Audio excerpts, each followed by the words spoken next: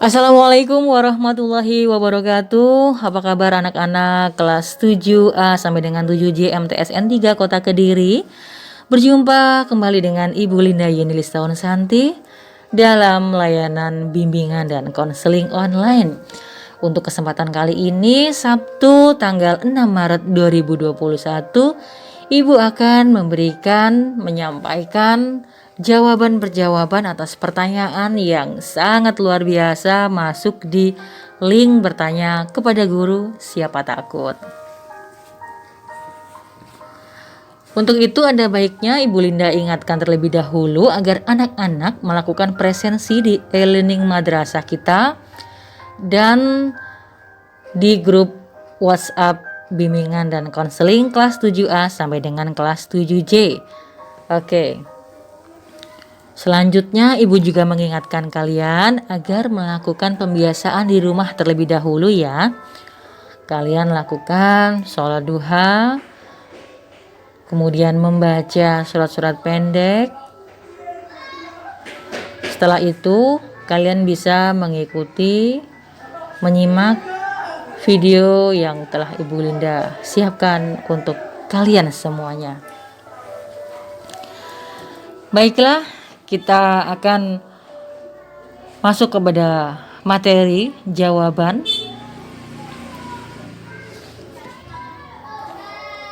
Pertanyaan-pertanyaan yang masuk sangat luar biasa dari kelas 7A sampai dengan 7J, ada ratusan ya yang masuk ke link ini dengan 5 tema yang Bu Linda terima. Tema pertama, pertanyaan dari kalian terkait materi layanan PHBS atau pola ataupun perilaku hidup bersih dan sehat. Pertanyaan selanjutnya terkait tema tanggung jawab siswa. Ketiga, pertanyaan terkait materi dan layanan masa remaja. Kemudian di tema keempat ada pertanyaan terkait bertanya kepada guru siapa takut. Ada pertanyaan terkait tema bebas yang berhubungan dengan pertanyaan pribadi berkait belajar ataupun cita-cita dan karir. Nah, baiklah anak-anak, ini sekilas Bu Linda bacakan pertanyaan-pertanyaan yang masuk ya. Coba diingat-ingat nih pertanyaan siapa aja nih yang keren-keren, luar biasa. Di sini. Coba ini nanti Ibu menjawabnya, Ibu kategorikan. Ada beberapa pertanyaan yang sama. Kemudian Ibu jadikan satu menjawabnya ya. Ini seperti materi PHBS. Sekilas akan Ibu Linda bacakan ya pertanyaan-pertanyaan yang masuk dari anak-anakku yang luar biasa. Ada dari Nabila Fikriya Wafika, Sofiatul Halimah Salma, Aulia Karisma Nafia, Sela Novitasari, ada Deovan Arya Finanta, ada Fioren Sufa Albino, ada Umi Atikoh dan Brian Handoko. Kemudian ada lagi juga Muhammad Yafiul Alim, ada Dava Abi Firmansyah, Raditya Aji Pratama ya. Yang lain juga ada Aurelia Bilkis Kasanova, Satrio Teguh Wahyudi, Dinda Nur Aziza, Dava Abi Firmansyah, ada Erika Kalila Milani Putri, Andika Arya Putra Jaya, ada pertanyaan dari Pipit Muria Agustina, Esel Barik, Ilu Dwi Norilyasya, dan seterusnya ya. Mohon maaf kalau Ibu tidak bisa membacakan semuanya, di sini ada ratusan yang masuk. Ada Abdur Rosyid, kemudian Mohrendi Seno Prayogo, Anissa Dismaretno, Agustina Ajar Asvina. Nah, pertanyaan-pertanyaan yang masuk ini ada beberapa pertanyaan yang sama akan Ibu Linda rangkum menjadi satu jawaban ya. Seperti ini yang satu. Apa saja Bu yang termasuk kegiatan PHBS? Nah, kemudian dilanjutkan apa yang dimaksud PHBS? Apa saja yang termaksud jadwal PHBS? Nah, ini kan harus sama ya. Jadi tanya untuk kepanjangan dari PHBS tadi apa ya? Oke. Ya, ini rata-rata hampir sama. Ada pertanyaan yang Ibu rangkum, kemudian di sini ada pertanyaan dari Resya Tri Agustin kelas 7C. Bagaimana jika kita tidak melaksanakan PHBS dengan baik dan benar? Apakah akan berdampak buruk pada orang lain ya? Ya, jadi begini. Anak-anak bisa kebayang nggak? Misal ya, kalian sudah tahu dong PHBS itu apa? PHBS secara bahasa adalah singkatan dari pola ataupun perilaku hidup bersih dan sehat. Telah Ibu Linda sampaikan melalui video ya, contoh penerapan pola hidup bersih dan sehat itu yang personal kepada diri sendiri, menjaga kebersihan diri. Setiap hari harus mandi, pagi dan sore. Setelah mandi, selain itu juga setiap hari kita perlu makan. Makanan di sini tidak perlu yang mewah ya sayang ya. Makanannya cukup yang memenuhi gizi. Sudah ada karbohidratnya, bisa dari nasi. Kemudian ada sayur-mayurnya, sayur. Kemudian ada lauk, protein. Itu sudah cukup memenuhi kebutuhan gizi anak-anak. Selanjutnya setelah mandi makan, anak-anak juga perlu beristirahat, tidur siang. Nah, itu sisihkan waktu beberapa puluh menit untuk beristirahat di siang hari. Dan pada malam harinya kalian perlu untuk tidur lebih awal gitu ya. Jam 9 itu udah paling mentok, udah cukup malam lah itu, jam 9 nanti sampai menjelang waktu subuh sekitar jam 4 kalian sudah bisa bangun lagi.